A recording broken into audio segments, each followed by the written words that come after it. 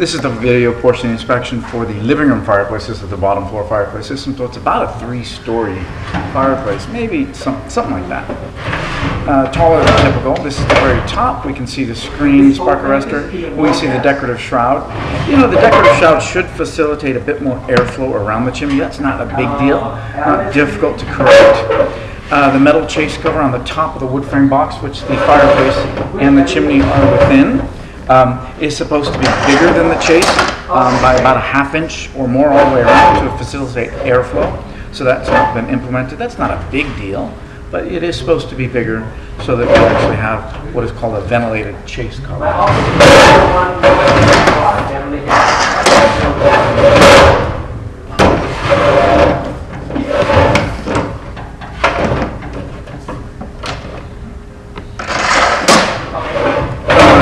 Go down to the bottom of the chimney. That's where what I have to talk about, near the bottom and then at the bottom.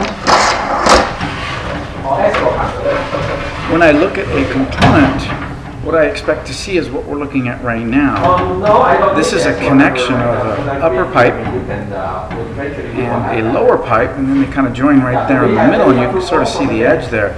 This is what I expect to see for the most part.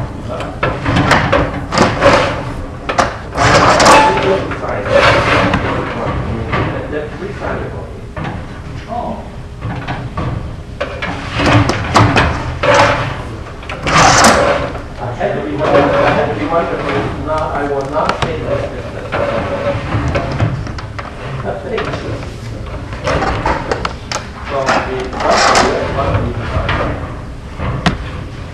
Alright, so this is the first area. Now with the video camera we cannot see what I'm going to be telling you about. You actually have to look up into the chimney from the firebox, and this is about 7 feet above the firebox. And this area right here, I believe it's this area here, there's actually a large gap where this material and this material meets. Again, I know it doesn't look like it from here, but if you look up into the chimney, you can see it. This particular part is warped to a degree where I would talk about unwarping it and then put it back correctly. Unfortunately, that requires removal of the chimney to do that. Now, the more obvious area of incorrect installation is actually a bit lower than that. And this is not difficult to show you. Granted, you may not recognize it, but I can at least explain it to you and you can see what I see.